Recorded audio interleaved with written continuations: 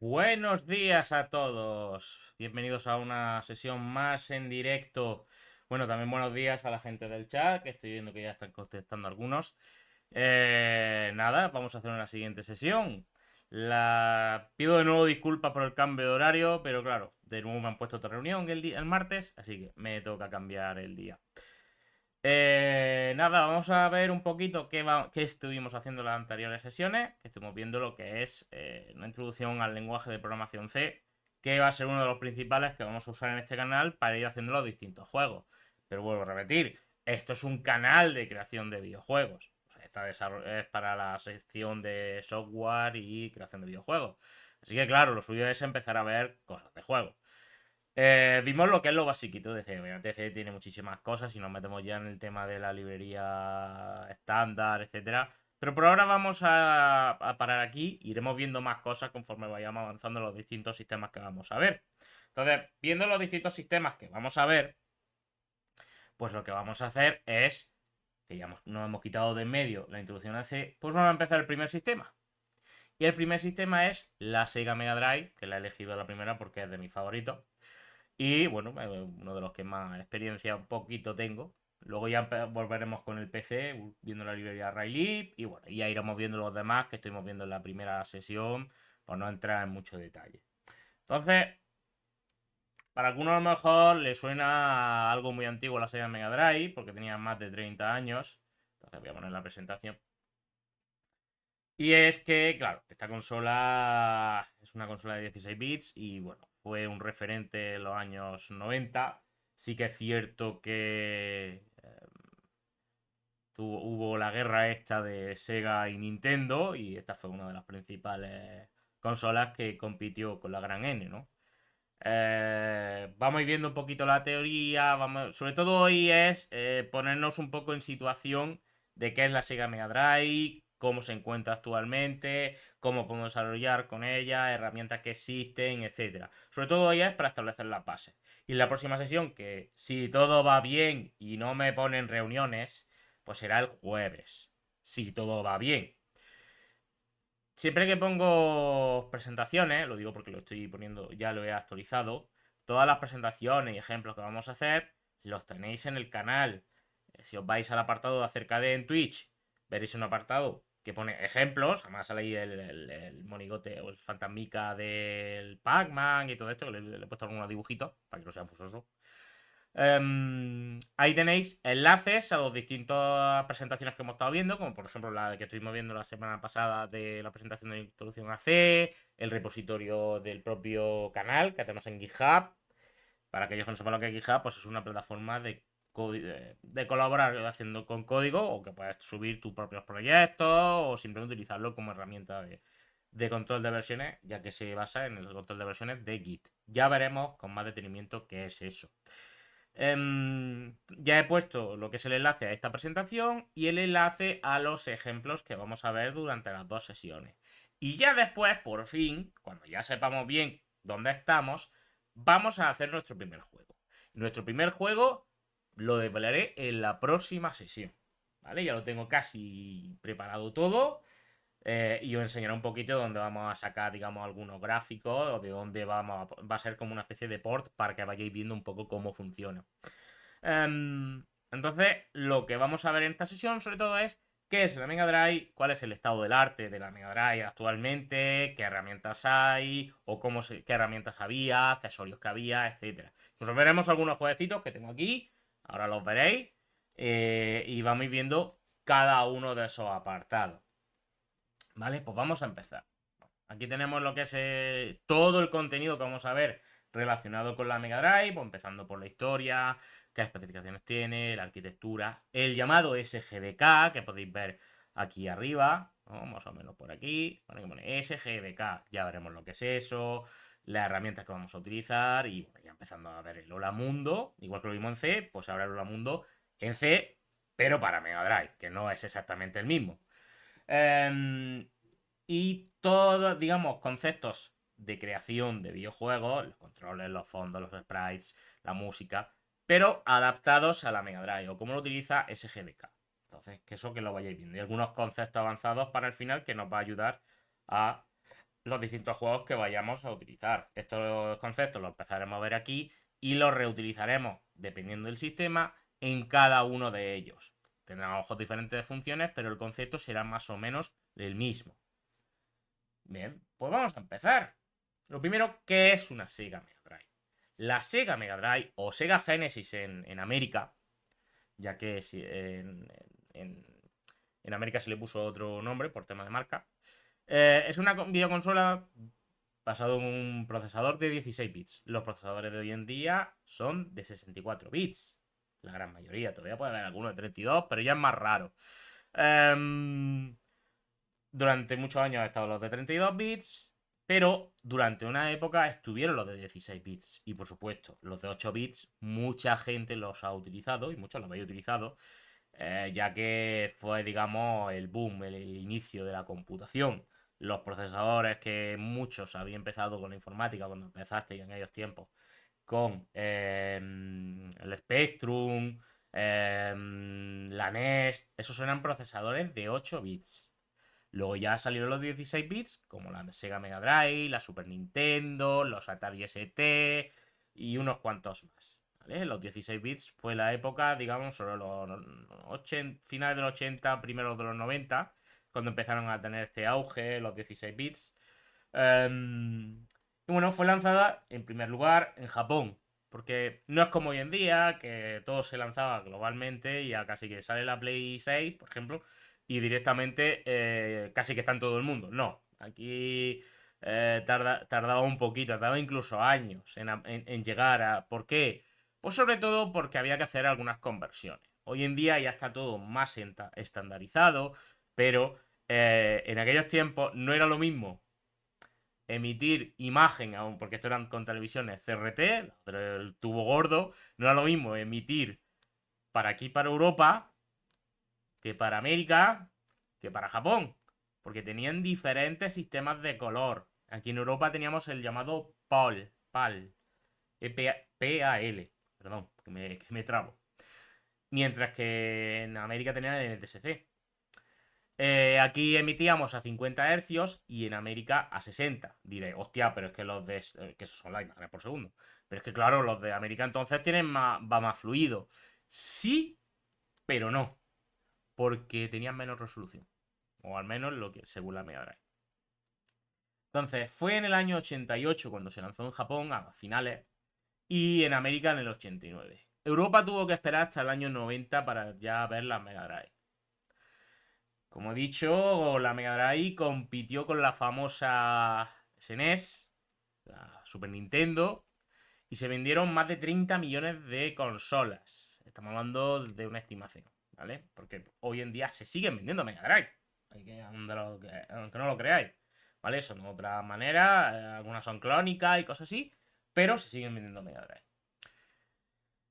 También existieron diferentes modelos, diferentes versiones o revisiones. Una es la Mega Drive modelo 1, ¿vale? Que esta es la versión europea, que tengo aquí en la mano esta Mega Drive 1, esta es mi Mega Drive. Ahora después la volveremos a ver para que veáis un poquito las características que tiene, pero esta es la versión europea, modelo 1, ¿vale? Lo importante es que tenga esto de aquí, ¿vale? Ahora os explicaré por qué es eso. Tenemos la modelo 1, que fue la primera que salió en el año 88, con su mando de 3 botones. Bien, este es el mando 3 botones europeo. Por los colorines se sabe si es europeo o América, pero al final la funcionalidad era casi la misma. Luego teníamos la Mega Drive 2, que esta fue en el año 93 cuando salió. Y bueno, tenía de mejoras que la Mega Drive 1, por la salida de radiofrecuencia, si no recuerdo mal, no emitía estéreo. La radiofrecuencia que se conectaba por el este de la antena. No emitía estéreo, era sonido mono. Bien, pero tenía aquí una salida de. Como tengo aquí. Una salida jack. ¿Vale? Ahí lo tenéis. Que tienes este controlito para controlar el volumen. Que eso sí era estéreo. Entonces podías conectarle ahí unos altavoces o unos cascos y escuchar sonido estéreo. Porque era una salida casi directa desde el chip de sonido que veremos más adelante. Mientras que en el 93 se quitaba eso, pero ya salía el estéreo por la salida suya normal. Entonces, pues, mejoraba el sonido. Años después, ya cuando ya la Mega Drive había terminado su vida útil. Ya era raro que ya la gente, pues en el año 98 ya estábamos en plena época PlayStation. Ya entraremos en detalle de historia, Sega, Sony, Nintendo para PlayStation, pero bueno, no es el tema de aquí. La Mega Drive 3, pues directamente salió en el año 98, pero ya no fue, digamos, directamente que los sacaba Sega, sino que lo hacía una subsidiaria, también pertenecía, creo recordar, a Sega, pero ya salió por otro lado. Salió principalmente en América y Brasil y cosas así. La Mega Drive siguió evolucionando, si no recuerdo mal, en Brasil, porque una empresa siguió comercializándola y hicieron incluso nuevos periféricos. Existe una versión de un Guitar Hero de Mega Drive, si no recuerdo mal, pero ya tanto no llego yo. Un día buscaremos información sobre este tema. ¿Qué especificaciones tiene? Os preguntaré. ¿Qué especificaciones tiene? Pues tenemos un Motorola 68000 como procesador de 16 bits. El Motorola 68000 fue un procesador que se utilizó para varios dispositivos. Se utilizaba para la Neo Geo, se utilizaba para la Atari ST y otros tantos, ¿vale? Fue bastante utilizado y tenía un buen rendimiento. No, la verdad es que estuvo bastante bien. Que no hay que confundirlo con el Motorola 6800, ¿vale? Ese fue su predecesor, por así decirlo. Este fue el 68000. El 68000 es el número de transistores. Así.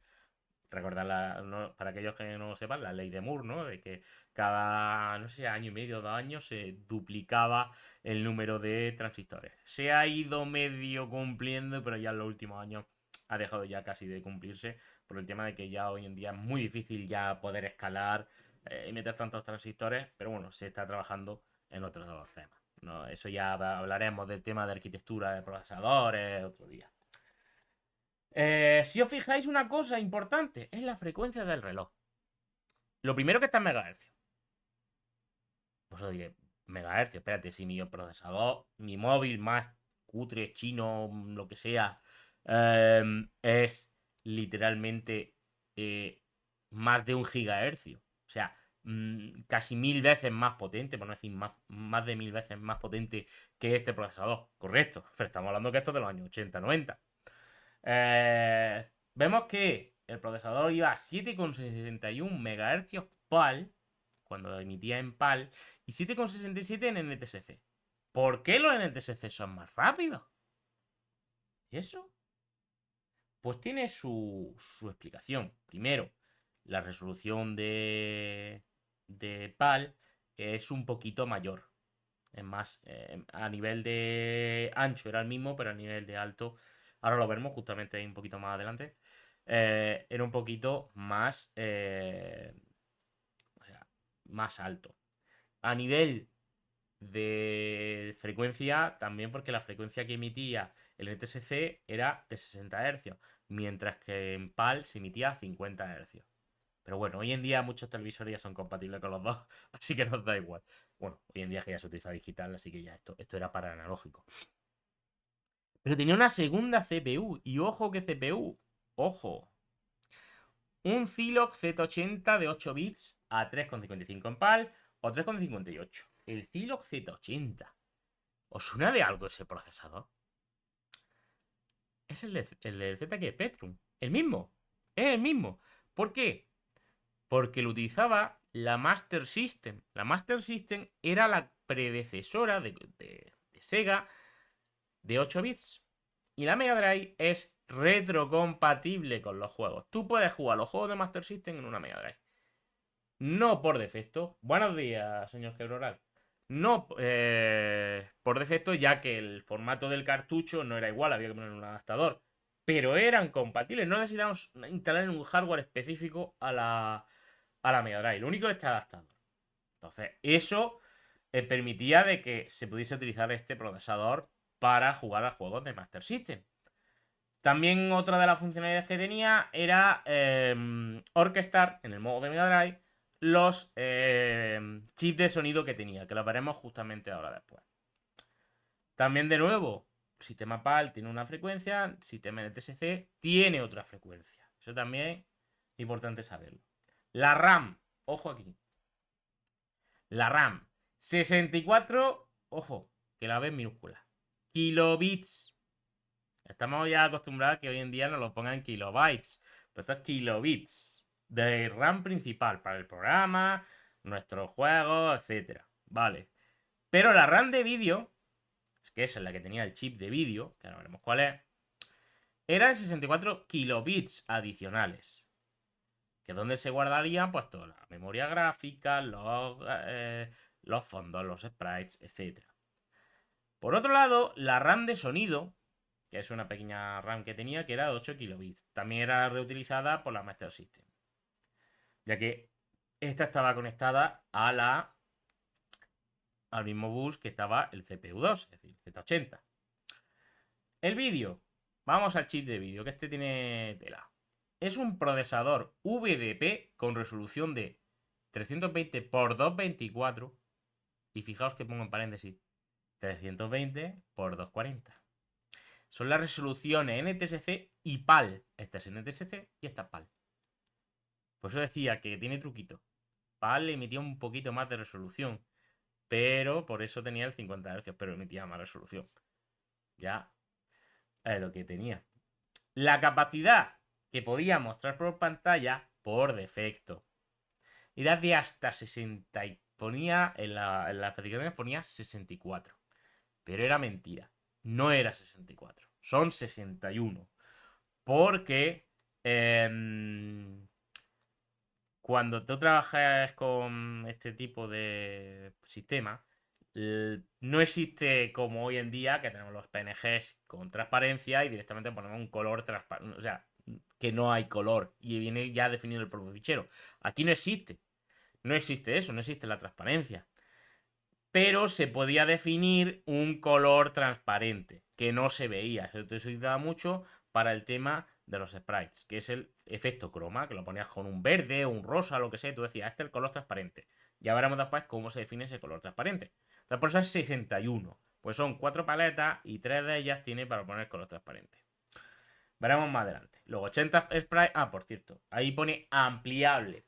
Correcto. En realidad este número de colores es ampliable, ya que había algunos truquitos como la reutilización de las interrupciones de pantalla, que es que cada vez que, porque al final esto está pensado para las teles de tubo era un rayo de catódico que iba poniendo píxel a píxel la pantalla, iba haciendo desde arriba a abajo, pero empezaba también de izquierda a derecha. Entonces hasta que no terminaba no iba a la siguiente línea. Cuando terminaba mandaba a la Mega Drive una interrupción, una señal diciéndole he terminado la línea.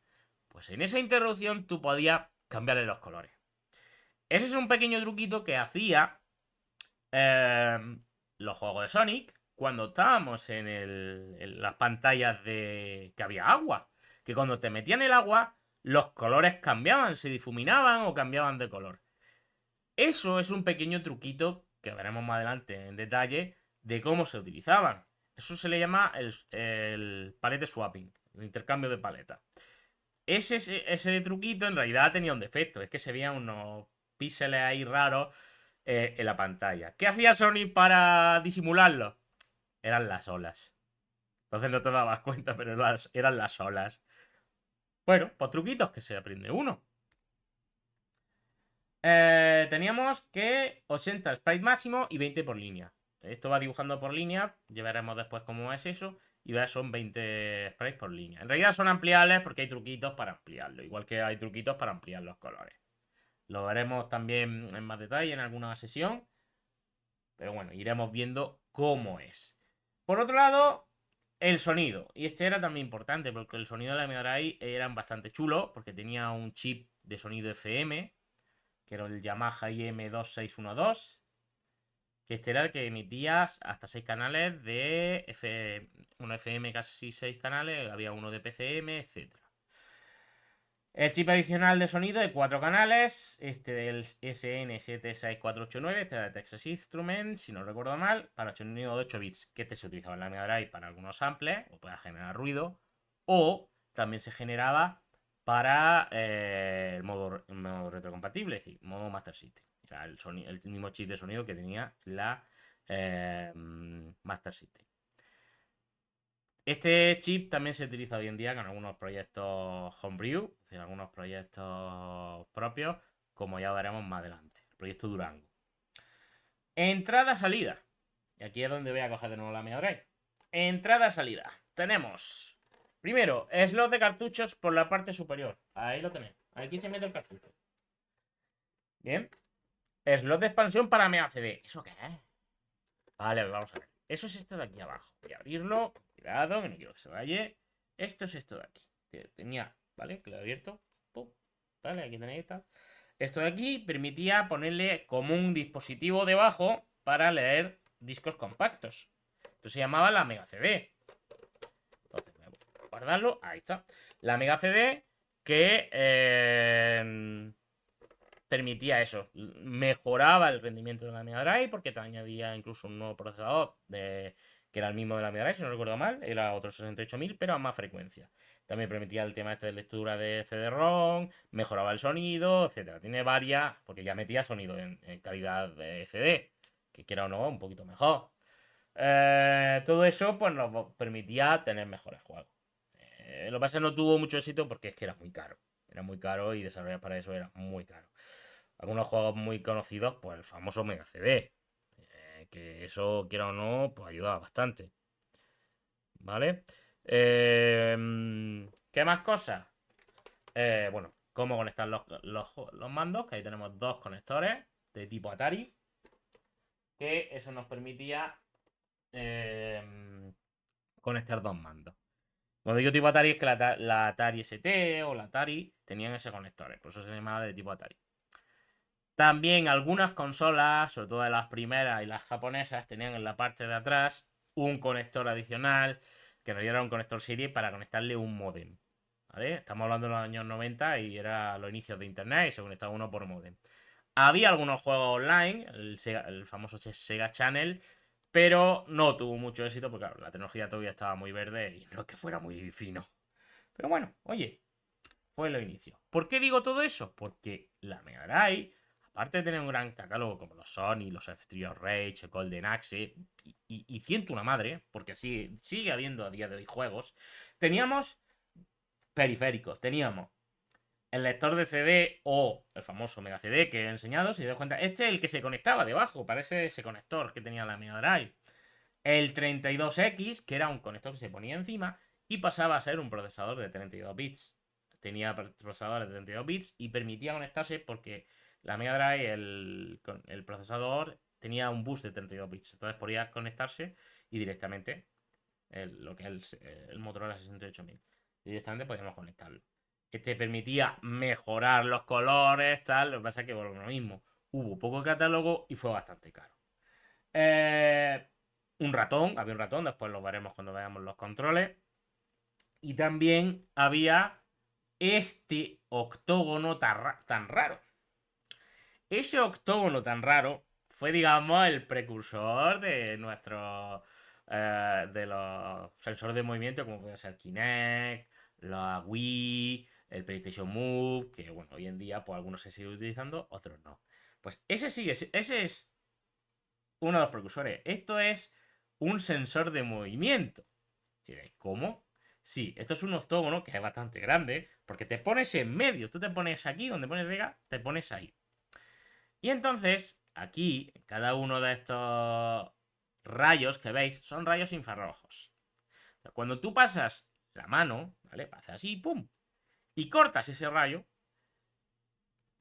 ese dispositivo le manda como ha pulsado el botón A, el botón arriba, el botón abajo. Entonces te lo vendían como un simulador de movimiento que te permitía, digamos, por ejemplo, había uno de karate que podías como pegar o hacer movimientos de karate. Te lo vendían así. Obviamente esto salió por Sega América y no tuvo mucho éxito tampoco. Fue otro de los, digamos, medio fracasos. Pero bueno, oye, fue un inicio del uso de sensores de movimiento. Ya está el Hydra. Buenos días, señor Hydra, que no le he dicho nada. Bueno, eso es algunos de los periféricos que tenía la Sega Mega Drive. Ahora vamos a ver un poquito más en detalle la arquitectura. Es decir, ¿qué es lo que hay ahí dentro? Ahí dentro lo que hay es, primero, lo muy importante, la CPU.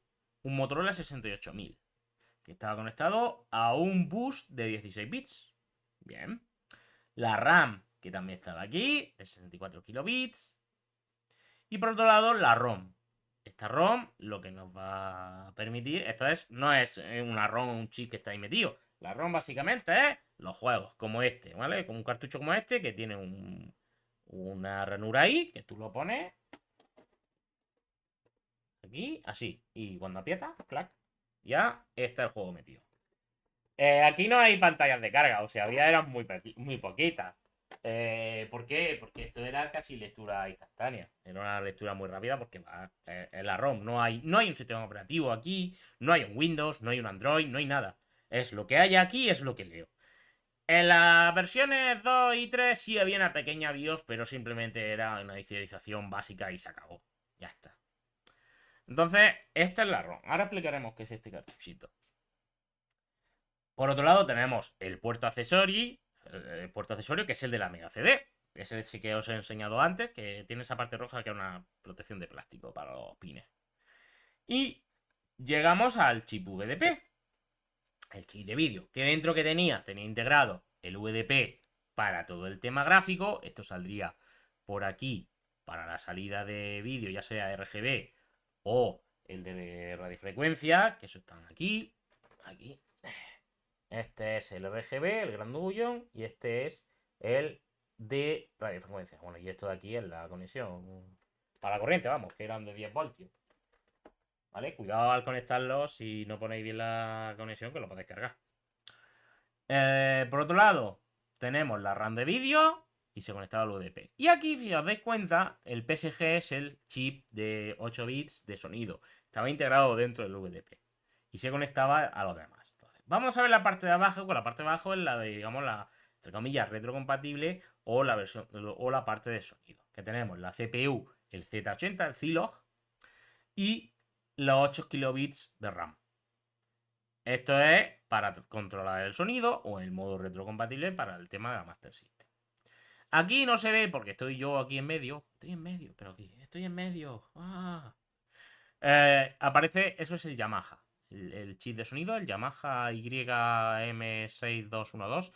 De todas maneras, como ya tenéis la presentación y los que estéis en YouTube cuando veáis esto en diferido, pondré los enlaces de las presentaciones, ejemplos, pues directamente lo podréis ver. Y por último aquí el controlador de entrada-salida, que es para controlar todo el tema de los mandos, los controladores, todo el tema de las interrupciones, etc.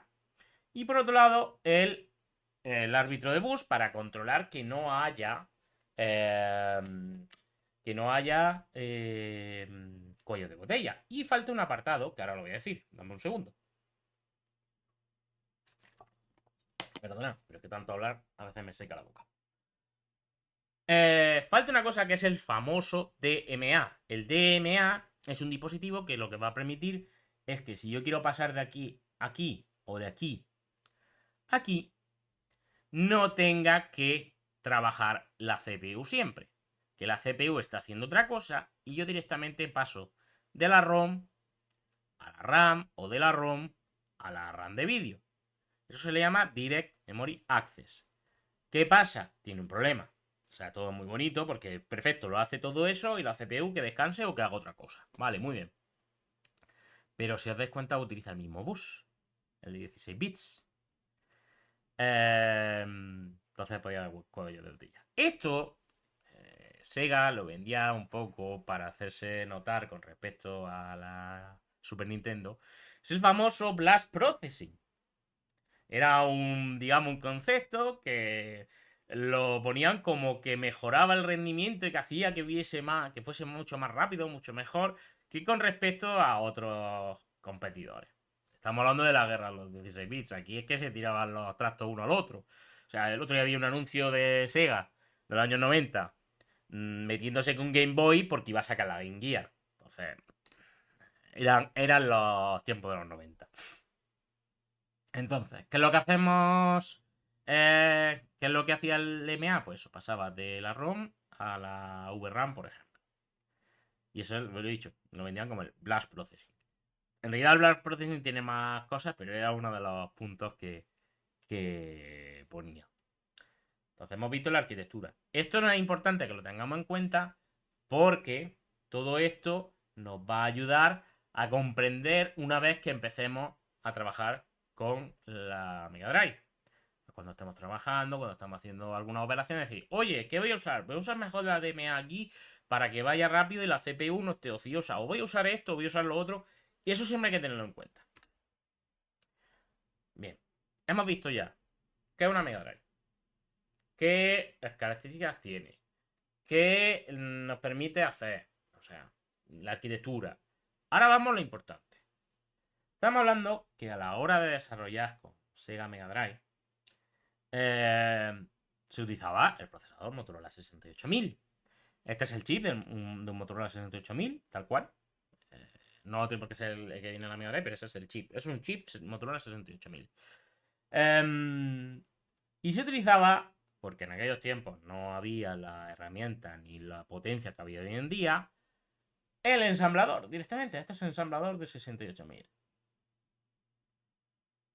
Bueno, esto es incluso el código ensamblador, entre comillas, que genera para un Hola Mundo en Mega Drive el propio SGDK.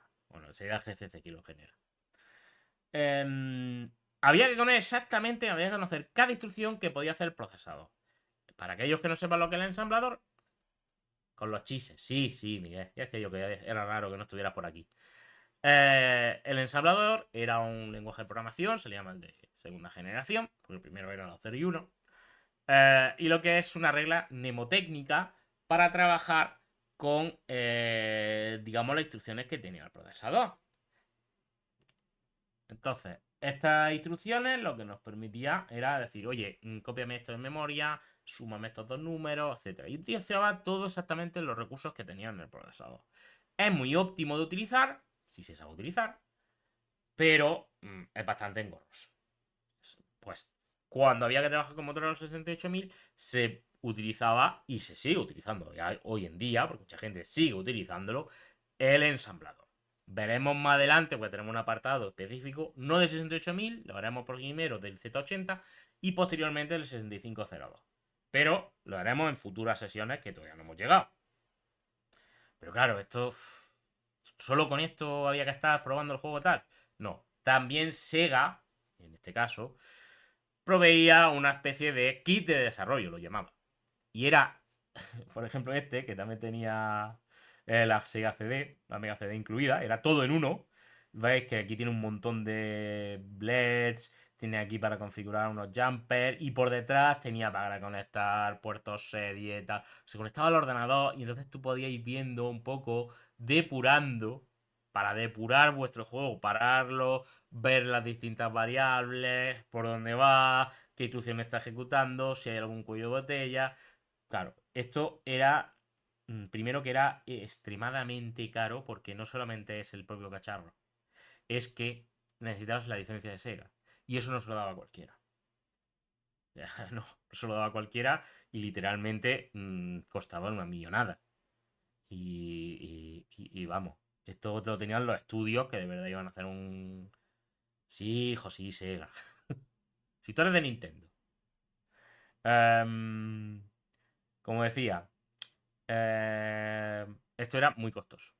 Existe para, bueno, para cualquier sistema o consola tal, hay versiones de este tipo. Hoy en día ya con el uso de motores como Unity, Godot, pues cuando quieras pasar de uno a otro, aunque todavía hay algunos apartados, algunas versiones de desarrollo, se utilizaba directamente ya pues medio que te ayuda con todo ese tema.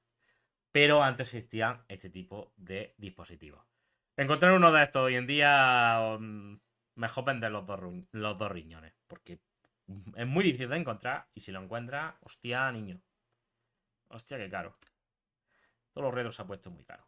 Por suerte, no es necesario que nos dejemos dos o tres riñones, no sé dónde sacáis el otro, para poder desarrollar para Sega Mega Drive. Para eso existe este Sega Genesis Development Kit, o como se le llama el SGTK, que es un conjunto de herramientas y librería. Pero vamos, ¿quién me llama ahora al portero? Dame un segundo.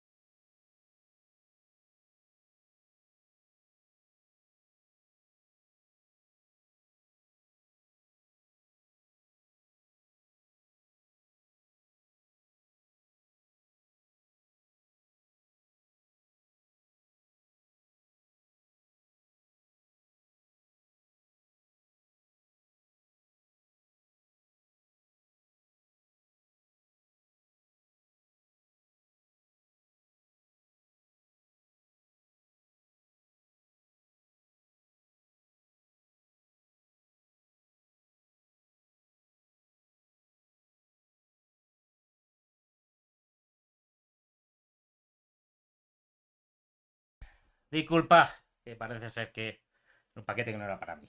¿Qué le vamos a hacer? ¿Por dónde íbamos? Ah, sí, por el SGDK.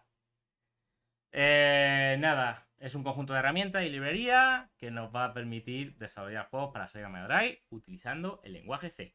No quita que se puede usar también el ensamblador, porque desde C se puede usar el ensamblador directamente, ¿vale? Tiene unas instrucciones para hacerlo. Pero por ahora vamos a ir poco a poco. Otra cosa importante, es libre y gratuito. Bien, eso ya con respecto a lo anterior, mejor, ¿no? Bien. Entonces, ¿qué es lo que tenemos? Pues tenemos una librería, herramientas para gestión de recursos y un compilador GCC para generar ROMs. El GCC ya lo hemos visto, pero en este caso es un GCC que el target, como estuvimos viendo en la anterior sesión, es para 68.000. Así que directamente se genera para esta arquitectura. Ha sido desarrollado, entre otros, por el señor Stéphane Dallongueville. Es un señor francés, por eso el apellido.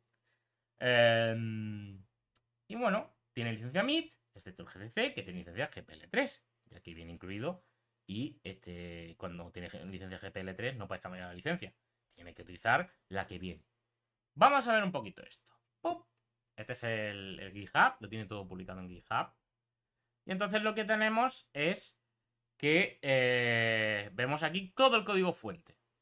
Y vemos que la última versión estable, porque sigue trabajando en ello, es de enero de 2024, es medianamente reciente. Va sacando cada 5 o 6 meses, saca una versión estable, por así decirlo. Aunque tiene algunos fallillos. Pero mira, si queremos usar la última o nada, pues te coges tu repositorio aquí de GitHub, hace un clone y ala, a trabajar con la última versión. Pero bueno, tiene su Patreon, etcétera. Y bueno, pues tiene aquí una serie de instrucciones, tiene un montón de tutoriales que la gente ha ido haciendo, entre ellos yo.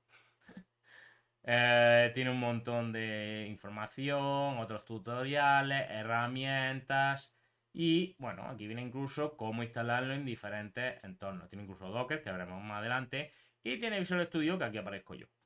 ¿Vale? Ahora lo veremos lo que es. Tiene aquí un montón de información.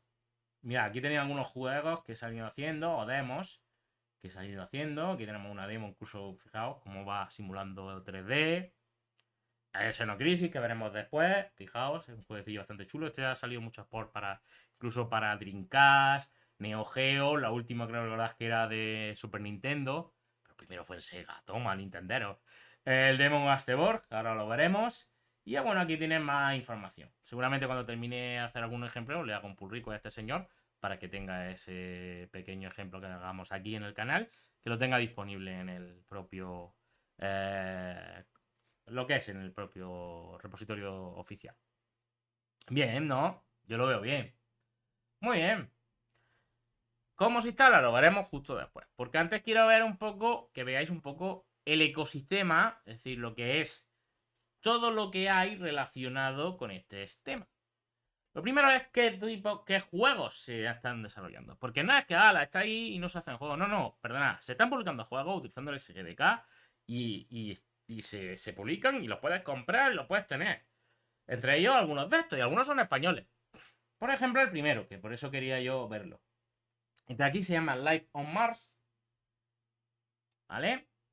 Que está hecho por un pequeño estudio que es de una sola persona. Que es Kai Magazine Software. Es español, este estudio. Y bueno, ha sacado varios juegos. Mira, tengo aquí algunos de ellos. Mira, aquí tengo el Metal Dragon. Es un juego que es un arcade puro y duro, ¿vale? Me recuerda mucho a juegos como bueno, el Contra había una fase que era muy parecida a esta. Muy parecido. Está bastante chulo.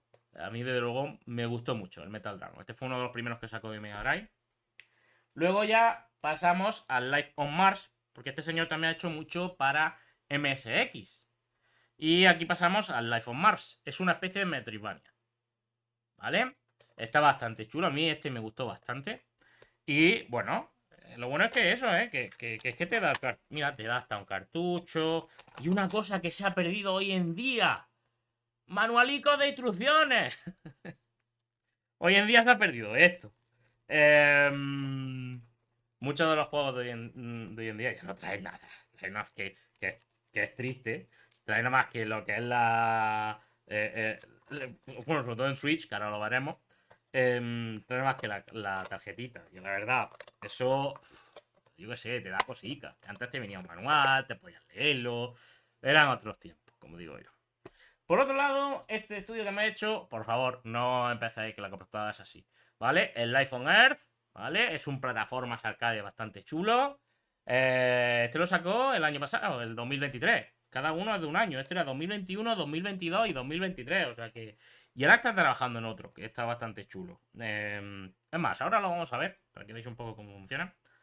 Y todo esto está hecho por este estudio, el Kai Magazine Software. Y la verdad es que está bastante bien. Fijaos, vamos a ver una cosita. Lo podéis encontrar aquí. Tenéis aquí el enlace donde podéis comprar todos los juegos suyos. Y dentro de poco va a sacar uno nuevo.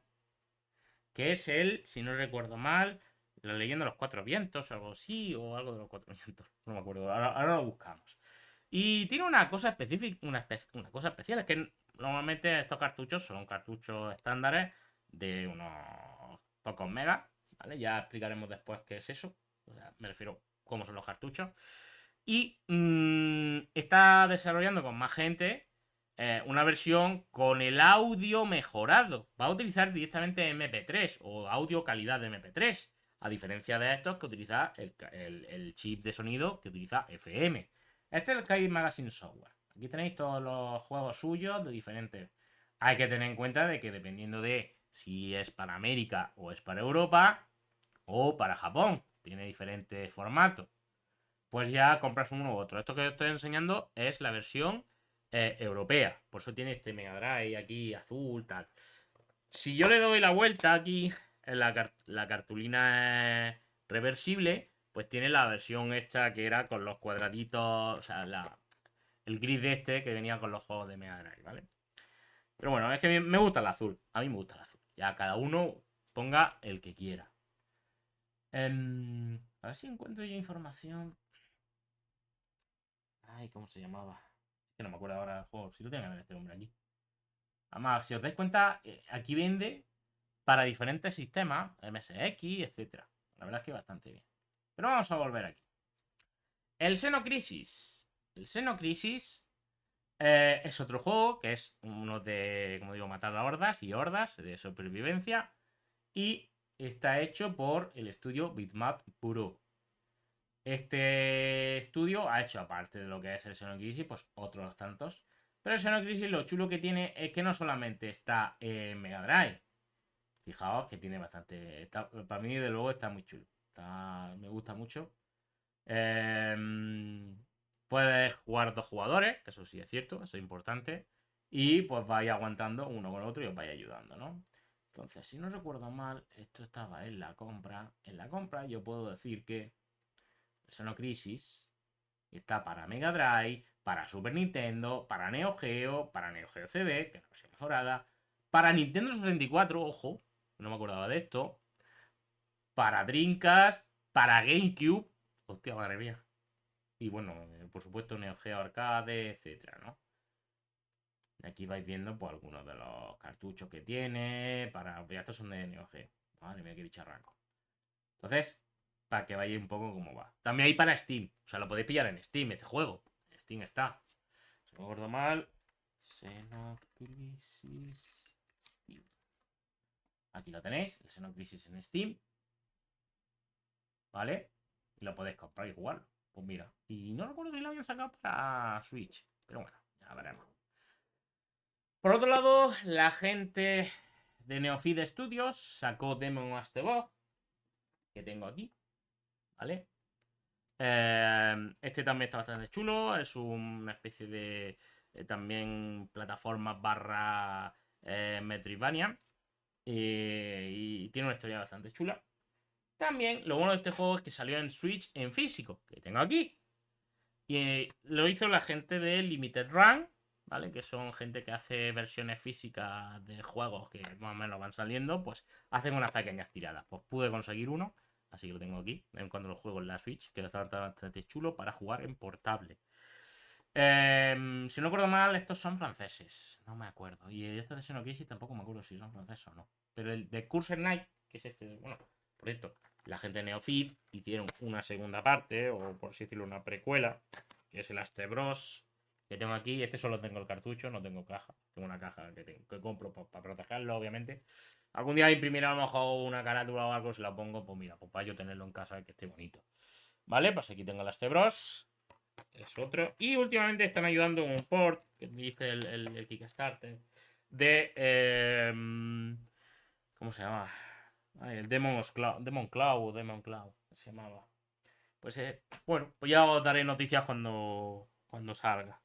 Por otro lado, el de Curse Night, que este es otro jueguecito, que lo publica el estudio Broke Studio. Y aquí podéis comprarlo para Mega Drive. ¿Vale? Está bastante chulo, es un arcade. Y quiero recordar que ya han hecho una segunda parte.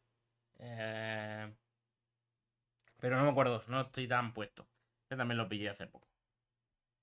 Y bueno, más o menos eso para que vea un poco la escena, ¿cómo se llama? La escena casera o homebrew de Mega Drive. O sea, que veáis que sigue estando muy viva, que casi cada año salen 2-3 lanzamientos. Tened en cuenta que comparado, obviamente que comparado con los de PC, pues sí, obviamente, obviamente es más complicado. No vamos a comparar, que en PC cada semana salen y no sé cuántos juegos. Pero bueno, para que veáis un poco la escena homebrew, cómo está hoy en día y que veáis que está más vivo que nunca. Pero aquí vamos a lo que vamos. ¿Cómo yo trabajo con SGDK? Muy bien, bien. Vamos a empezar un poquito a ver cómo se haría. ¿Cómo se haría? Pues muy sencillo. Lo que vamos a hacer es, primero, instalarlo. ¿Cómo se instala? Realmente es descargarlo y hacer unas pequeñas configuraciones. Es, primero, instalarlo. Sé que alguno habrá reacio, pero SGDK tiene una herramienta hecha en Java. Entonces hay que instalar Java. Dame un segundo. Perdona.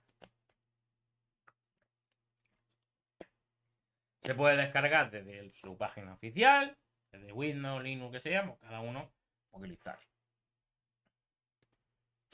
Aquí aparece lo de añadirlo al path, que a veces no funcionaba, pero normalmente ya no hace falta, eso se puede obviar. Se descarga la última release, la 2.0.0, que es la última que hay, está actualizado en la presentación. Y como mucho, opcionalmente podemos poner que esta variable de entorno apunte a dónde está esa instalación. He dicho que es opcional, porque ya no es necesario hoy en día. Pero bueno, si queremos ponerlo porque lo vamos a utilizar para varias cosas, nunca queda de más. En Linux, vale, aquí hay un problema. En SGK por defecto está preparado para Windows. Y solo para Windows, porque te vienen hasta un punto .exe ahí metido tal cual. ¿Qué ocurre? Que en Linux no podemos ejecutar un punto .exe a no ser que utilicen cosas como Wine o cualquier otra herramienta. Vale. Pero hay gente que ya ha, digamos, creado esas herramientas. Una de esas herramientas, la famosa GenDev, que simplemente podéis descargar un fichero .dev, lo que estoy utilizando sistemas Debian, como Ubuntu, y simplemente instalarlo. O podéis descargaros el tar y, bueno, también instalarlo. O sea, lo que es un comprimido y descomprimirlo donde queramos. Por último, la variable de entorno GenDev, que se establece a donde esté. No lo hayáis instalado. GenDev, lo malo que tiene es que no se ha actualizado desde la versión 1.60 de lo que es SGDK. Entonces con las versiones actuales casi que no funciona. Está un poco ya deprecado. Pero bueno, era una alternativa que podéis utilizar el que quiera. MacOS. Por desgracia con MacOS hace lo mismo. Ahí he puesto unas instrucciones, que la he utilizado yo en algunos talleres, pero esas instrucciones ya estarán más que desactualizadas. Sobre todo ya porque estaba pensado para poder utilizar todavía programas de 32 bits. Desde hace ya MacOS no puedes utilizar programas de 32 bits. Entonces ya eso también te limita. Pero bueno, eso puede estar desplegado, pero siempre podemos usar la alternativa de Docker. Sin embargo, también existe una versión alternativa, que es el llamado MarsDev, que esta sí es multiplataforma y que te ayuda a instalar, digamos, las distintas herramientas que se necesiten. Este es el repositorio en GitHub y ahí viene un montón de instrucciones. Simplemente descargar la última release, se establece la variable de entorno esta de aquí, o se descomprime y se establece esa variable de entorno. Y por último, ejecutar dentro de donde esté eso instalado, make sgdk. Y eso te instala todas las herramientas necesarias. Se las descarga, las descomprime donde necesite, tal. Pero bueno, que lo tengáis en cuenta, que existe esta alternativa. Pero la que hoy también se utiliza mucho, y yo uno de ellos, es utilizar Docker. Para aquellos que no sepan lo que es Docker, Docker es una virtualización ligera. Una virtualización ligera que lo que va a permitir poder tener pequeñas máquinas virtuales que se levantan muy rápido y que son muy configurables. Esto es para evitar lo de funciona mi máquina, básicamente. Que igualmente sigue pasando. Vale, ¿cómo se hace? Bueno, pues simplemente descargamos nuestro SGDK como si fuese en Windows, exactamente lo mismo, pero hacemos un Docker build para que se genere la llamada imagen. Ya viene un Dockerfile dentro del SGDK y esto genera la última imagen. Para ejecutar la compilación viene aquí unas instrucciones que las podéis utilizar o utilizamos una alternativa que veremos justo después. ¿Vale? O bueno, también yo mismo he subido imágenes de SGDK para yo utilizarlo para un desarrollo, pero como está público, pues que lo utilice quien quiera. Esa es la URL y podéis utilizarla. Si no recuerdo mal, no sé si subí la del 2.0. Creo que no. Ah, pues sí lo subí, fíjate. Está la 2.0.0, hace 5 meses. Vale, perfecto. Funciona. Pero claro, esta es la 2.0 y la latest no lo actualicé. Bueno, ya la actualicé. ¿Qué más? Bueno, pues esto es con Docker. Ya cada uno utilice la versión que le venga mejor. Con Docker tiene un pequeño defecto, que lo veremos después, y es que el tema de las cabeceras, los puntos H, no están accesibles desde fuera. Entonces, para utilizar algunos entornos, para poder tener los puntos H y que te lo lea el IDE y te lo deje todo bonito, pues mira, pues ya eso no podemos hacerlo. ¿Cuál es la versión actual de SGDK? La versión actual de SGDK es la 2.00, que incluye mejoras, como el sonido, etcétera, ¿vale? ¿Por qué lo hablo del sonido? Porque utiliza un driver de sonido recientemente creado, el XGM2, que está en la segunda versión, de un driver que ya venía, pero tiene bastantes mejoras. Lo veremos cuando veamos la parte de sonido, porque sepáis que la última versión ahora mismo es la 2.0.0. También se incluyen las mejoras de manejo del motor de sprites, mapas, etc. Lo iremos viendo conforme vayamos viendo cada uno de esos apartados porque nos va a ayudar a crear el juego que crearemos después. Los emuladores. Porque digo yo, ¿cómo vamos a probar el juego si yo a lo mejor no tengo una Mega Drive? Yo sí la tengo aquí, pero bueno, ahora explicaremos por qué también es importante tener la Mega Drive. Se pueden usar emuladores. Existen varios, algunos más utilizados, otros menos, y tienen muchas veces herramientas que te van a ayudar al tema de ver la memoria de vídeo, ver qué está pasando, depurar, cosas así. Entonces, algunos de ellos, como pues el Gen, el Fusion o el Blasten. Este es un ejemplo, este sería el Blasten, que ahora veremos. Entonces, ¿qué tenemos? El Gens. El Gens, o la versión modificada para Windows, el Gens K-Mod, porque se trae herramienta extra para depuración y cosas así. Es un emulador de Madrai que no añade una serie de herramientas. Pero, o sea, tiene visión de memoria de DDP, visión de sprites y depuración del Motorola. Es decir, esto es que yo puedo, utilizando un depurador externo, parar el juego y ver las variables, ver qué instrucción, pero no en ensamblador, no, lo puedo conectar con mi IDE, lo puedo conectar con Visual Studio Code, por ejemplo, para directamente parar el juego y ver qué está pasando. E ir paso a paso, a lo mejor, para encontrar un bug que si no nos volvemos locos encontrarlo. Porque de poner un juego, digo que no es fácil. Y testearlo ni de broma. Es muy complicado. Son muchas cosas a tener en cuenta y tienes que probar todo lo posible. Entonces, eso, cuando hagáis juegos, os lo vais a enterar. Que vais a estar más rato jugando y probando el juego que lo que es programando. Bueno, como digo en general, la programación es así. Muchas veces estáis más depurando que lo que viene siendo escribir el código. Escribir el código es lo de menos. Es que funcione bien. Entonces, todo eso se tiene en cuenta. Aquí tenéis un enlace de descarga. Y otro que hay es el Fusion o Kega Fusion. ¿Vale? Que ese sí lo tengo aquí instalado. Está justo aquí. ¿Dónde estaba? Kega Fusion. Lo tenía yo instalado. Aquí, Kega Fusion. ¡Pum! Y aquí lo tenéis. ¿Vale? Entonces, esto ahora mismo, a ver si tengo alguno reciente. ¿Dónde estaban los recientes?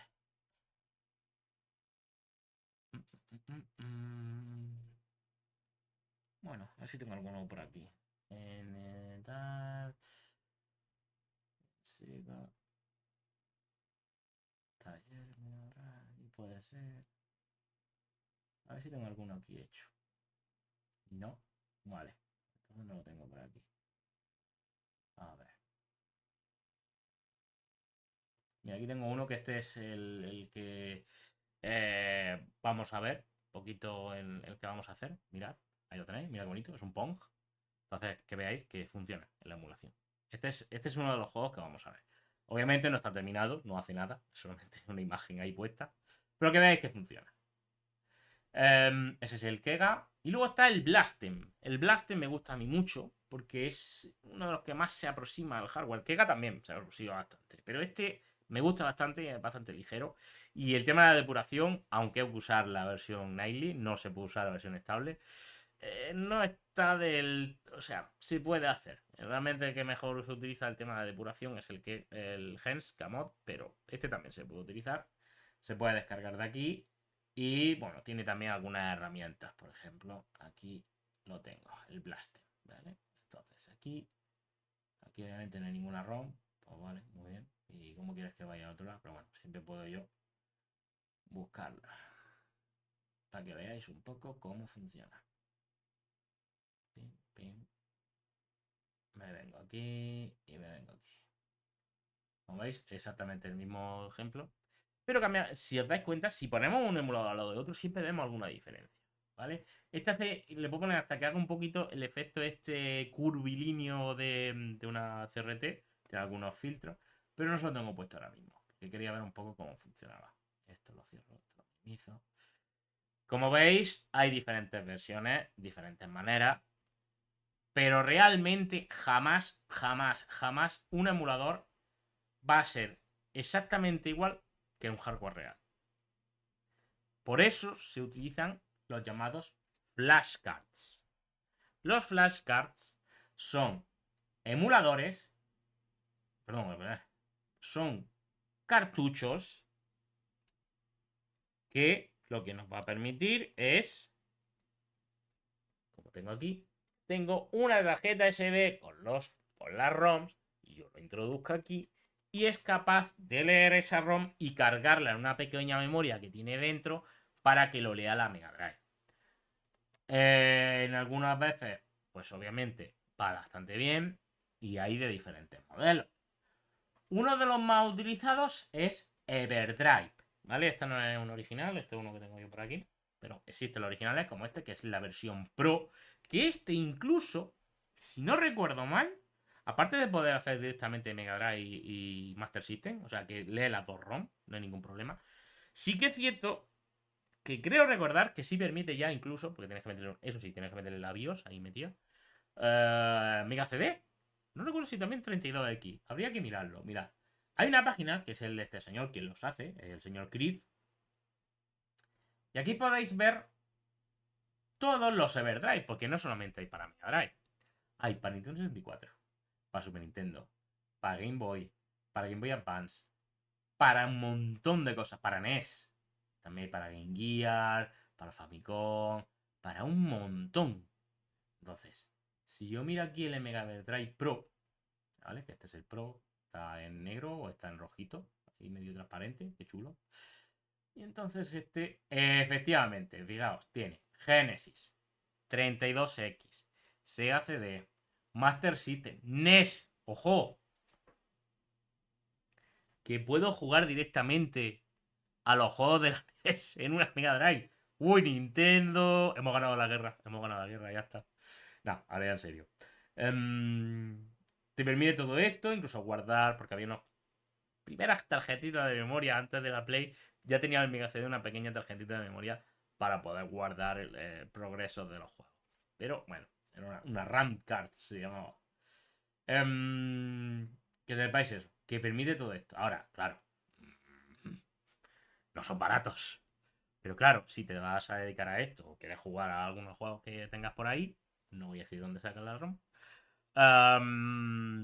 directamente a lo mejor te merece la pena. No lo sé. Ya cada uno, obviamente también existe versión de AliExpress y tal, ya cada uno pues que utilice el que mejor le convenga. Este es el original, el Everdrive de Everdrive, que es el del señor Chris. Entonces, todo eso pues nos puede ayudar a los desarrollos. ¿Qué más tenemos? Pues bueno, pues aparte de los flashcards, pues a veces también pues se le puede poner algún adaptador y cosas. Pero por ahora con los flashcards os digo que tenemos para bastante. Por eso muchas veces la gente, no, es que claro, no juego. Bueno, paso a tener la Everdrive y ya te quitas de casi todo. Pero no voy a entrar en detalle, ni en debate, ni en nada. Pero sí que es una buena herramienta para el tema de homebrew, para el tema de desarrollar nuestros juegos. Porque no es lo mismo, y os lo puedo decir, que no es lo mismo esta consola, sobre todo los primeros modelos, que los modelos siguientes, que a lo mejor tuviera alguna revisión dentro interna, o una Mega Drive 2, o una Mega Drive 3, no es lo mismo una Mega Drive de Europa que otra de América, o de la que sea. Entonces, siempre es interesante cuando estáis haciendo un juego más profesional, probarlo en diferentes consolas y puede ser diferentes modelos. Porque siempre puede salir alguna cosita en una consola y dices tú, pero madre mía, ¿por qué en este va bien y en este no? Y te puede ocurrir, beta sabes por qué. Pues por eso siempre es bueno probarlo en diferentes modelos. Y esto es lo llamado flashcards. Bien, hemos visto qué es la Mega Drive, qué modelos existieron, cómo se desarrollaba, la arquitectura, etc. Hemos visto las herramientas como puede ser los emuladores, los flashcards. Y ahora nos queda, vale, pero yo cómo escribo código. Bien, para eso necesitaré un editor de código. Este editor de código lo que nos va a permitir, pues, escribir nuestro código C y luego llamar a los distintos compiladores o incluir algunas herramientas. ¿Qué vamos a usar? Pues ya lo estuvimos usando en las anteriores sesiones, el Visual Studio Code. Entonces, ¿qué es lo que hacemos? Pues simplemente utilizarlo, pero hay una extensión llamada Genesis Code que te permite directamente configurarte o ayudarte a la configuración que habría que hacer en cualquier IDE para trabajar con el SGDK, las librerías, como llamar al distinto a lo que el compilador para que se genere la ROM bien, tal, e incluso te viene ayuda para generar ficheros de recursos, etcétera. Obviamente, en este momento os estoy haciendo spam, porque yo soy el principal autor de esta extensión, yo mismo, el señor Cerazul. Esta extensión llevo desarrollándola pues, desde el 2019 o así. Ahí aparecen 3000 descargas, pero vamos a ver, y ahora veremos exactamente dónde está para instalarlo. Después veremos cuántas descargas llevo ahora mismo. A lo mejor me da una sorpresa, ¿eh? No he mirado esta mañana. No lo he mirado. Está directamente dentro del repositorio de extensiones de Visual Studio. Está dentro, lo buscáis, Genesis Code, y podéis instalarlo. Ahora veremos cómo se hace eso. ¿Cómo se hace? Pues lo que he dicho. Os vais, que voy a abrir el Visual Studio. Uy, perdón. Ya le he dado a donde no era. Os vais a el Visual Studio, os vais al gestor de extensiones. Esto lo cierro, que eso ya no me es necesario. Este es el de introducción así. Bien. Como tengo mucho zoom para que lo vierais vosotros bien, voy a quitar esto. Aquí, en esta de extensiones, voy a quitar un poco de zoom, ¿vale? Aquí tenemos, pues, yo busco Genesis Code. Y ahí lo tenéis. Este aquí. ¡Oh! 7667 descargas. ¿Oh? 7677, ¿sí? Oye, no está mal. La verdad que estoy contento. Y lo que permite es eso, es toda la configuración que habría que hacer para el SGDK te va a ayudar. ¿vale? E incluso te da algunos comandos para llamar, o incluso botoncitos para llamar a las distintas opciones que te da el SGDK, compilar, limpiar, etcétera. Incluso viene ya para importar ficheros de otras herramientas y generar algunos ficheros .h, aunque eso seguramente lo dejaré de precado, ya que ya el propio SGDK trae incluido una herramienta de eso. Pero bueno, ahora mismo ahí lo tenéis. ¿Cómo se instala? Lo que he dicho, vais al repositorio, veréis que aquí aparece, no le voy a dar obviamente porque yo no quiero instalar nada de eso, pero podéis instalarlo. ¿Cómo se instala? Pues simplemente aparecerá un botón como este y se instalaría, se descarga y se instala. Bien, voy a seguir la presentación. Entonces, ¿qué es lo que hay que hacer después de esto? Configurarlo. Como existen, como habéis visto, varias alternativas para utilizar SGDK, que si usamos la de Windows, que si usamos GenDev, que si usamos MarsDev, que si usamos Docker, la extensión está preparada para que tú puedas configurar, dependiendo de lo que tú quieras hacer, una cosa u otra. Ay, este Cristo. Es que he visto el chat, que es para darle de comer aparte. Vale, entonces, ¿qué tenemos? Pues tenemos que el apartado Files Preference Settings, obviamente lo tengo en inglés yo ahora mismo, pero que sepáis que existe, hay una versión en español. Aunque la extensión está puesta solamente en inglés, ¿vale? Porque está pensado para un público más que no te sean nada más que los hispanohablantes. Quizá le ponga alguna versión traducida. Ya iré viéndolo. Bueno, pues en Extensions, Genesis Code, que la de Durando Code, eso ya lo haremos otro día. Aquí podéis ver diferentes opciones. Por ejemplo, esta de Add Status Bar Buttons. Es que ahí abajo, ¿habéis visto aquí abajo? Me han salido los botoncitos. Todo esto es recientemente puesto. Y es que ya directamente desde aquí puedes llamar los comandos sin tener que estar escribiendo siempre el mismo comando. Esto lo voy a quitar ahora mismo. Si tenemos algún makefile por defecto, en vez de utilizar el del propio SGDK, pues utilizamos nuestro propio. Si utilizamos Docker, ¿qué tag voy a utilizar? Pues la Cerasul SGDK 200, la que habéis visto en el Docker Hub. Hay una imagen alternativa a la oficial, que a mí de verdad también me gusta, que hace el señor Duragasu, que este señor también es el responsable del Mega Wi-Fi, que es un cartucho especial o una parte para añadir un cartucho que utiliza Wi-Fi. Entonces puedes conectar a internet tu juego. Hay juegos como el 1985 World Cup, que también es español, que trae incluido esto y puedes jugar online. Pues este señor también ha hecho imágenes de SGDK y se pueden utilizar. Creo que todavía no he publicado de la 2.0. Así que bueno, si vamos a utilizarlo le damos y si no, no. GDK, si estamos usando la versión de Windows, ahí pondríamos dónde tengo instalado el SGDK y entonces me ahorro tener que tener la variable de entorno, sino que ya lo trae el propio IDE. El GenDev, pues directamente si utilizamos GenDev, si utilizamos en Windows. El GensPath, aquí lo que es dónde tengo emulador o cómo voy a llamar al emulador. En este caso estoy usando Blastem. Si estoy en Windows, sería poner c2. Blastem.exe o gens.exe. Aquí estoy en Linux, pongo Blastem y listo, ya lo tengo metido en el path. Si utilizo MarsDev, pues directamente pongo aquí mi variable MarsDev. Seguramente tengo que actualizarlo porque las últimas versiones ya no utilizan esta variable como tal. Aunque todavía creo que estaba, pero se estaba deprecando. El toolchain type. Y esto es lo importante que hay que configurar junto con la variable de entorno. Y es que aquí yo elijo si quiero usar SGDK o GenDev si estoy en Linux, usar MarsDev o usar Docker. Pues yo uso Docker. Yo tengo configurado para Docker. Una vez que lo tengáis esto configurado, ya podemos empezar a trabajar y es lo que vamos a hacer ya para terminar. ¿Vale? Hoy seguramente daremos hasta el apartado de crear nuestro primer juego o nuestro primer programa usando el Hola Mundo, el por defecto.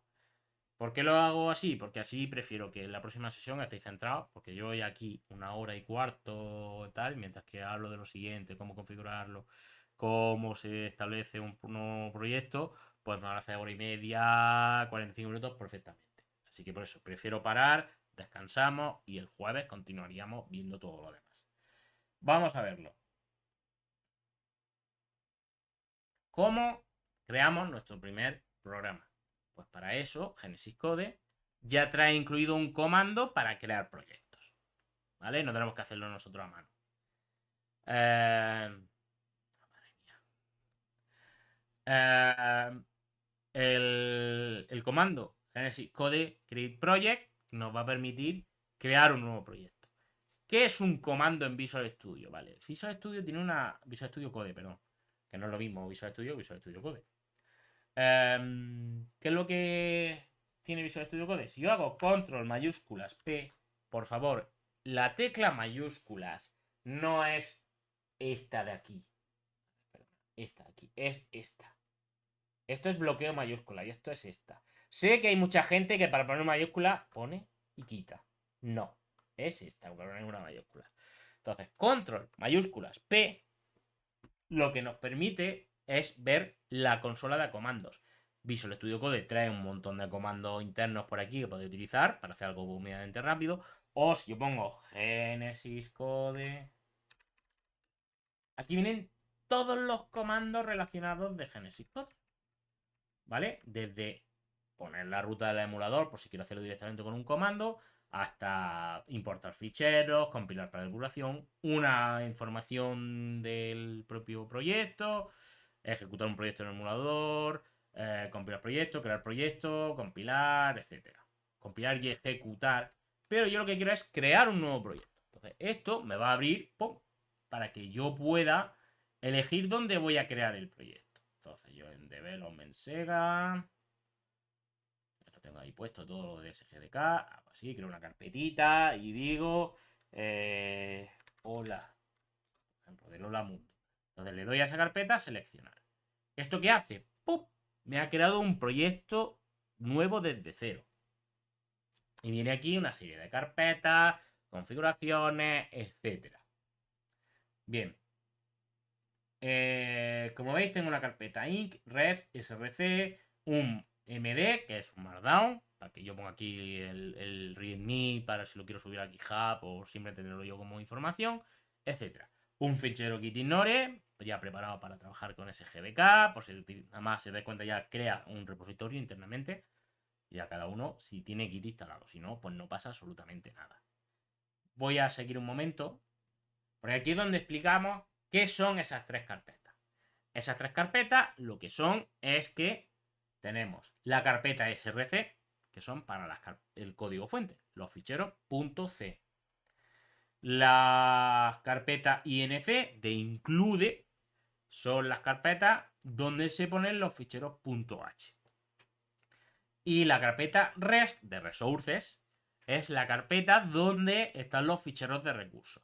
Veremos cómo trabajar con los ficheros de recursos en las siguientes sesiones. Porque aquí es donde se ponen los gráficos, el sonido, información, etc.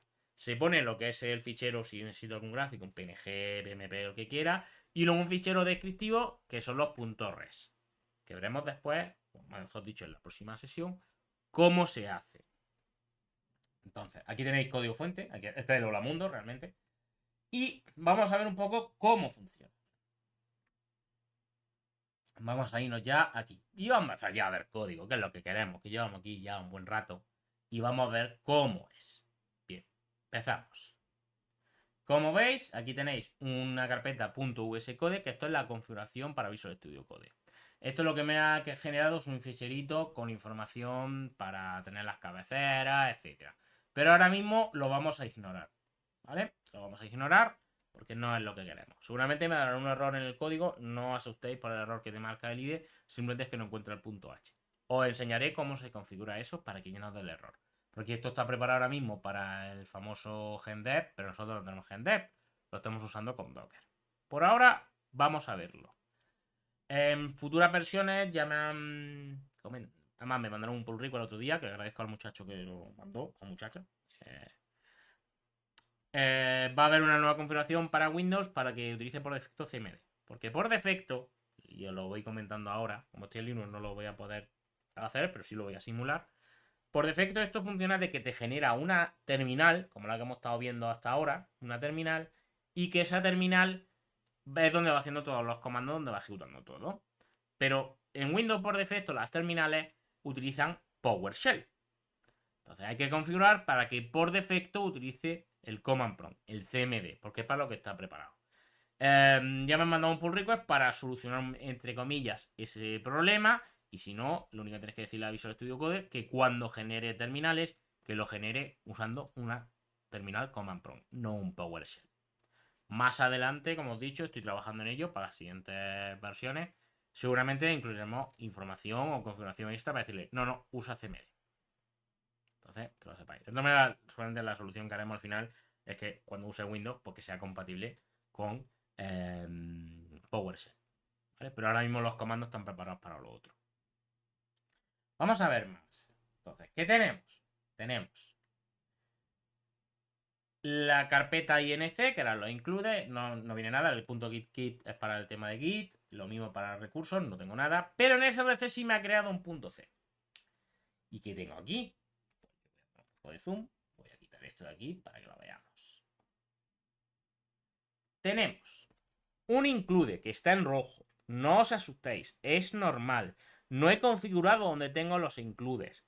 Viene por defecto preparado para GenDev, pero yo no tengo GenDev, estoy usando Docker. Entonces por eso tengo que hacer una pequeña configuración extra. No os asustéis, lo veremos después. Tengo este include de Genesis.h, que eso es el punto H donde viene todo incluido con respecto a SGDK. Sin eso no tengo SGDK. Bien. Después hago mi main, como hasta ahora hemos estado haciendo. Y después tengo una función que pone vdp-drawText. ¿Eso qué es? Qué buena pregunta, ¿eh? ¿Eso qué es? Básicamente esto es para mostrar texto por pantalla. ¿Vale? Tiene una fuente por defecto, pero podemos definir nuestra propia fuente. Pero el SGDK te incluye una fuente por defecto. Entonces, ¿qué es lo que hace? Pues es que va a dibujar por pantalla utilizando esa fuente este texto. Puede ser un texto, una variable, lo que yo quiera. Y después paso dos números, 10 y 13. 10 y 13. Es básicamente la coordenada X e Y. ¿Pero en píxeles? No, no está en píxeles. Está en tiles. Sí, Chris Conru, puedes, si tú la exportas a Mega Drive, porque no te vale una. No estamos hablando de fuente TrueType, sino que tú tienes que crear un gráfico con la fuente. Normalmente se pone de un tamaño de 8x8, porque se utilizan los tiles, que ahora explicaré lo que son.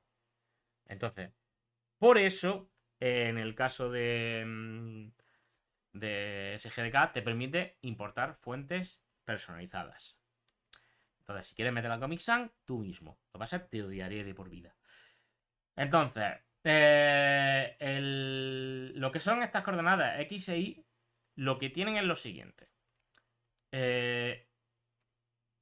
Están en tiles. Un tile o tile es un fragmento de pantalla de 8x8 píxeles en la Mega Drive. En otras consolas se utilizarán de otro tipo. Pero aquí se está basando en un tile de 8x8. Siempre es 8x8, 8x8. Entonces, en realidad las pantallas se van dibujando cuadrito a cuadrito, cuadrito a cuadrito. Todo al final está hecho de cuadritos en la Mega Drive. Entonces, tenemos que trabajar con esas dimensiones. Básicamente es dividir por 8 para trabajar con tiles y multiplicar por 8 para trabajar en píxeles. 10 por 8, 80. Y 13 por 8 eran 120 o 120 y pico, no me acuerdo cuánto era. Básicamente se va a ver más o menos en el centro de la pantalla. Entonces, esa es básicamente esta primera. Esta es una de las primeras funciones que vamos a ver de SGDK. VDP DrawText. Ojo, ¿habéis visto el sufijo? VDP-bajo. Significa que vamos a usar el chip gráfico. El VDP. ¿Vale? Entonces, dibujar texto. Es decir, dibujar texto.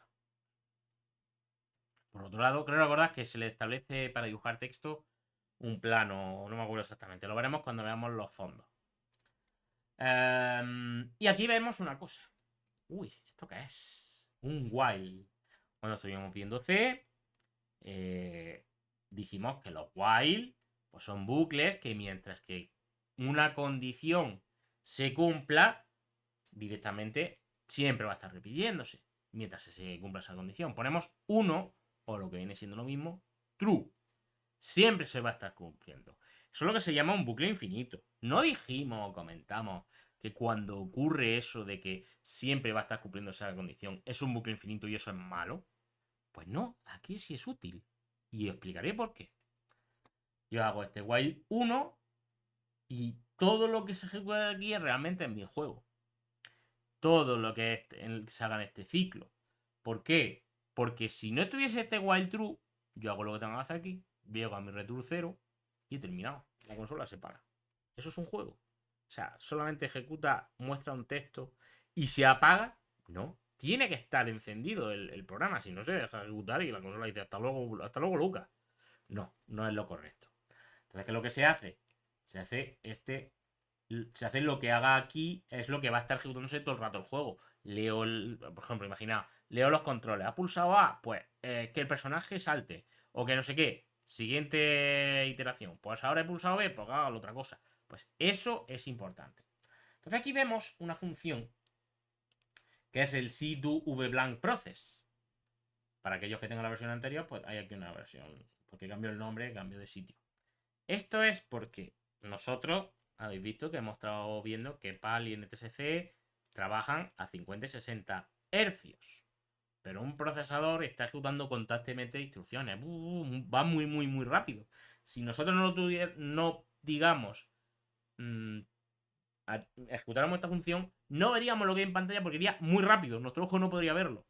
Por lo tanto, se crea estas funciones para decir, espérate a que yo termine de pintar. Entonces, cuando termina de pintar, sigue ejecutando. Y esa espera se va a ejecutar 50 o 60 o más. Estamos más modernos, ¿no? Que ya la frecuencia es más grande. Se va a ejecutar 50 o 60 veces por segundo. Entonces, esto es importante porque esto hace una serie de operaciones. Entre ellos, lo de esperar que termine, que es básicamente esperar una introducción que se ejecuta la introducción vertical.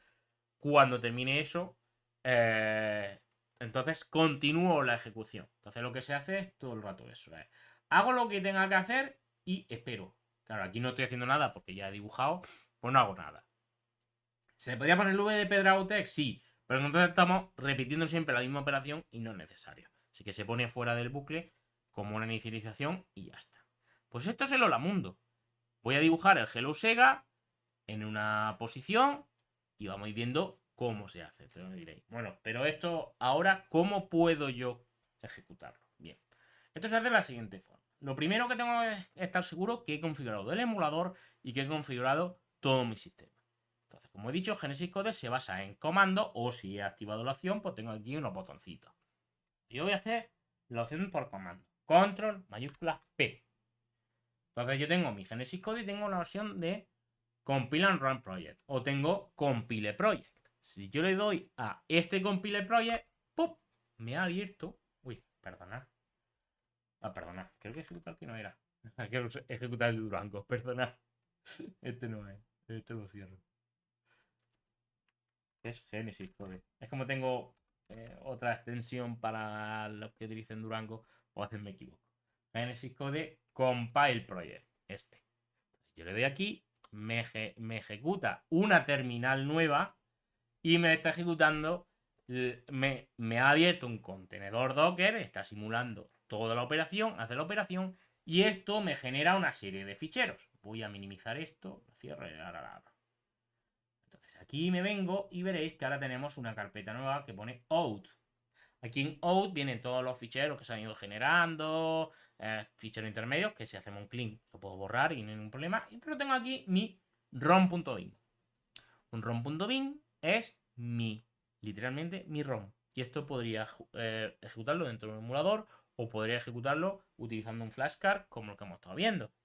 ¿Vale? O sea, yo cojo el fichero, me lo guardo aquí, ejecuto en una Mega Drive y se ejecutaría igualmente. Entonces, vamos a ver cómo se ejecutaría. Pues ahora vamos a ejecutarlo directamente. Control P y hago Genesis Code y hay uno que es Run Project. Yo ya tengo configurado el emulador, tengo que tenerlo configurado. Recordad que hay un comando o en la configuración. Le doy a Run y ¡oh! Me ha abierto el emulador Blastem y me he ejecutado esa ROM. Veréis que aquí aparece Hello Sega. Obviamente me he dado cuenta que no está exactamente centrado. Habría que cambiar la coordenada un poquito más hacia la derecha. Pero como veis, funciona. Este es mi primer juego, ya hemos hecho nuestro primer juego de Mega Drive. Y eso es importante, porque esto es lo que nos va a permitir es ya empezar a trabajar. Y en las próximas sesiones ya voy a empezar a trabajar. Entonces, lo que yo os recomiendo es que tratéis de practicar crear vuestro programa y empecéis a jugar. Por ejemplo, hemos dicho que está muy a la izquierda, ¿no?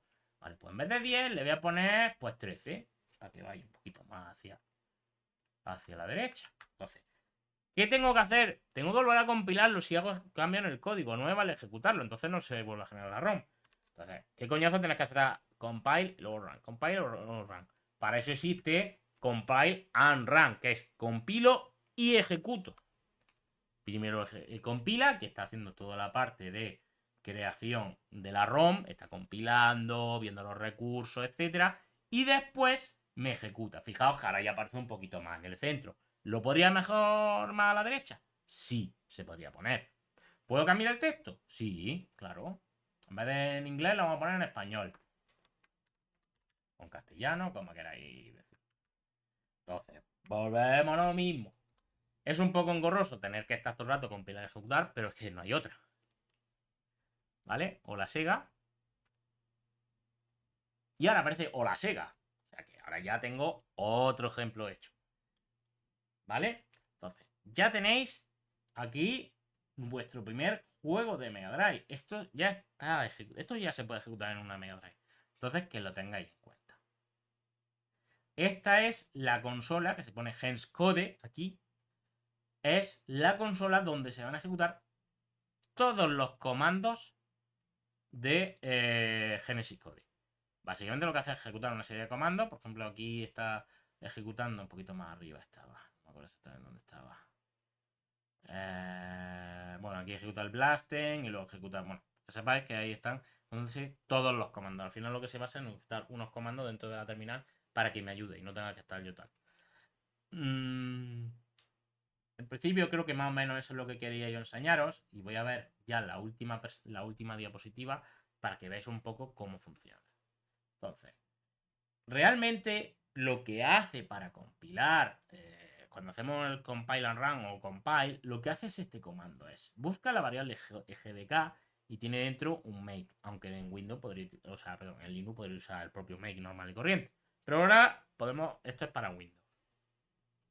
Lo que hago es un make -f para decir dónde está el makefile y está en donde está el gdk, que es esta variable en el entorno, barra makefile.g. Y eso lo que hace es ejecutar todo el proceso, gestiona todos los recursos, genero toda la información que necesito, llamo a GTC, genero la ROM, firmo la ROM porque viene con una pequeña firma, una cabecera que tengo que añadir, que haremos más adelante. Y toda esa información es lo que me genera ese ficherito .bin. Y eso lo puedo guardar, lo puedo ejecutar en un emulador o coger un fichero flash, un cartucho flashcard y directamente generar mi juego. Entonces, eso es lo que hemos estado haciendo. ¿Vale? Entonces, hoy creo que vamos a terminar aquí, aunque llevamos solamente, sí, 1 hora 25 minutos, creo que está bien. Para empezar, tampoco quiero yo meteros mucha tralla. ¿Qué es lo que vamos a ver en las siguientes sesiones? Bueno, pues lo que vamos a ver es que una vez pues, que ya tenemos el entorno ya configurado e instalado, como he dicho, voy a dejar toda la información de esta presentación, ya la tenéis en Twitch y en YouTube. En cuanto suba el vídeo, lo pondré en la descripción. ¿Qué es lo que vamos a ver en la siguiente sesión? Pues ya vamos a empezar lo que es a crear un videojuego, los distintos conceptos de videojuego aplicados a la Mega Drive, que son los controles, los fondos, los sprites, música y sonido, el uso de tiles y los mapas. E incluso veremos alguna cosita más, ¿vale? Entonces, lo vamos a dejar aquí. No sé si tenéis alguna duda o cuestión que hacerme. He estado viendo el chat poquito a poco, que el señor Chris Conru está ahí a tope. Y no sé si tenéis alguna dudita. Si no, voy empezando a poner la sintonía. Bueno, lo dicho, también muchísimas gracias por verme, aunque sé que también doy mucho la tralla. Pero prefiero de hacer estas sesiones primero tan introductorias para luego meternos en vereda. Para aquellos que nos vean un poquito después, pues ya sabéis que todas las sesiones las subo a YouTube y puedo directamente ahí seguir. La voy a poner con listas de reproducción para que podáis decir, quiero ver la parte de Mega Drive, quiero ver la parte de tal. lo podéis ver ahí. ¿Vale? Si no hay nada más, creo que lo vamos a dejar hoy por aquí. Así que voy poniendo la canción de final. Que tengo mi super aplicación hecha propia para controlar la musiquita. Ahí está, poquito a poco. Pues nada, muchísimas gracias a todos por venir. Nos vemos en la próxima sesión. Hasta luego.